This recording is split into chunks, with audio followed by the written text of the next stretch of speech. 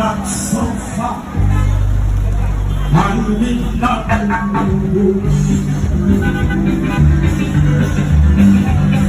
the Lord is not provider, and I will not bring no rest. He might not be low, he might not be low.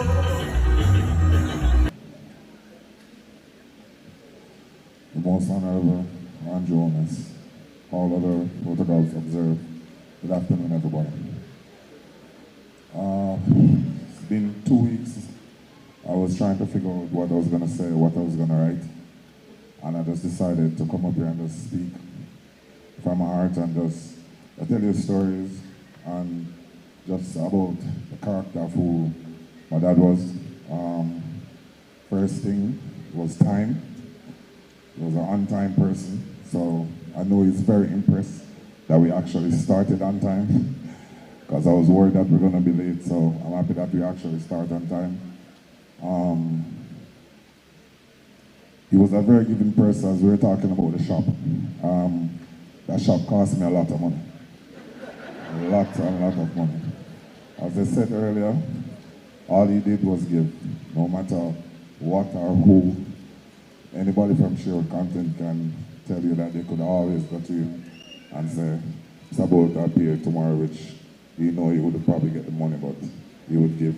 So he was always a giving person. And it's something that I grew up with. And I remember through the years, my mom and dad would always say to me, you're saying you can't give away all your money. And I was like, what you want me to do? That's what you taught me to do. To always to give and to support and to help. So it was a good thing. When it comes to respect, anybody who knows me, I'm very respectful, and I give that up to my mom and dad. They always make sure I'm focused and on time, and it's something that even the same shop, no one could go in there and be bad, and no matter how old you were, you would tell, listen, get out of the shop, stand outside. You have no respect, you can't come in here. And that's how my dad was, and that's what I'm trying to grow my kids to have respect and to understand and to listen. And for me, hard work. Throughout my life, I've worked hard and I've dedicated my life to sports and track and field to be the best that I possibly can.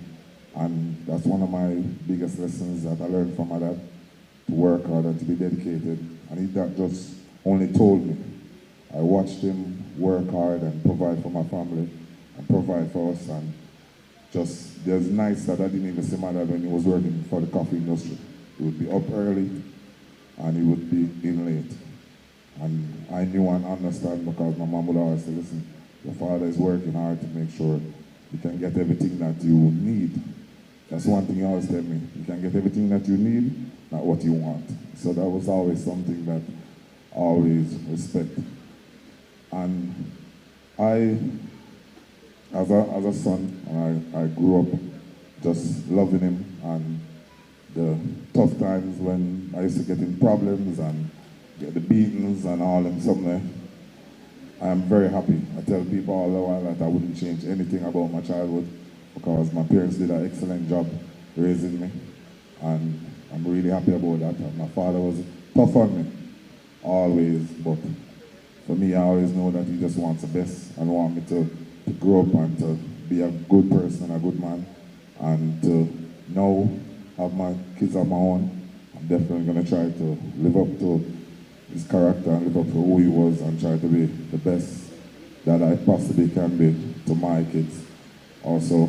And at the end, I just want to say I love my dad. He always supports me, and he's a very kind person. And he's always willing to help and to be strong and just to be that shoulder that anybody can lean on. And I just want to say to my mom, she's here right now, Mom, just know that I'm here for you fully. I'm now your husband and your child. So just know the support is here. You're going to get tired of me now because I'm going to be a lot more in your life. everybody for the prayers and the love and the well wishes and everything. Happy to see a big turnout. Thanks to all the ministers for coming and supporting. I feel the love and I really appreciate it. And I just want to say, Pops, don't worry. I have Mama now, so thank you very much.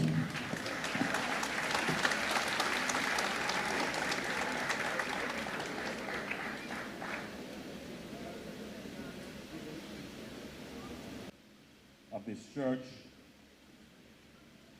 members of the Bolt family, Usain, Jennifer, and all the distinguished well-wishers gathered in the church this morning.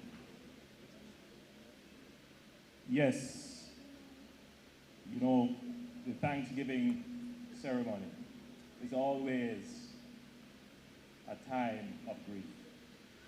And as I entered the church and I shook Usain's hand and I looked him in the eyes, I saw his grief.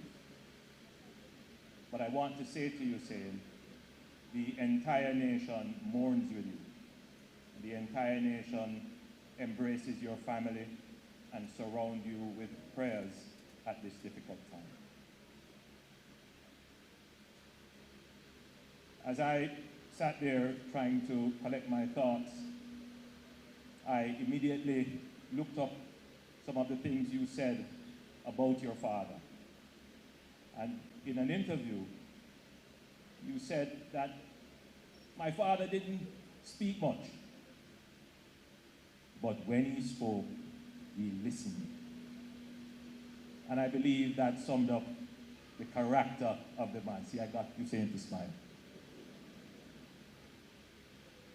I believe that summed up the character of the man. But Usain also said that whatever I am today, it was because of my parents. He gave credit to his parents. It is not easy to be a world champion. And I'm certain that it would have taken Usain's village to raise him to become this world champion. But it all started in the home.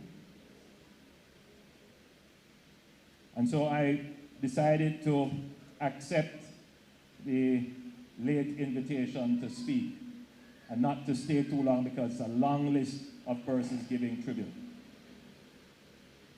But Usain is a global icon, a national hero,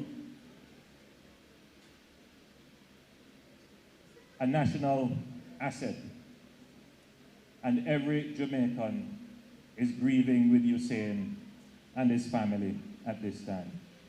So I thought that as Prime Minister, I have the duty and indeed the responsibility to speak on behalf of the country. I see both members of the opposition and members of the government gathered. So I take the privilege to speak on behalf of the political class, to say, Usain, we love you, we care about you, and in this time of grief, please know that we are all here praying for you and the comfort of your family. God bless your family, Jennifer, and your brothers, sisters, and your entire family. Church, hold your hands over Usain and pray for them. God bless you and thank you.